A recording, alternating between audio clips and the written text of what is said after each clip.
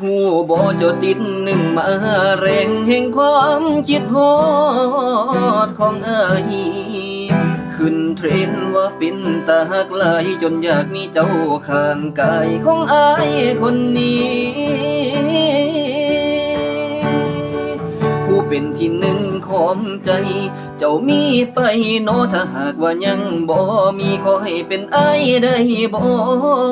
เนาะคนงามเนาะคำเพียงผู้แก้มแดงสีใจไว้ไอ้อยากอยู่เคียงข้างกายเจ้าคนหูผู้ที่ครอบครองหัวใจ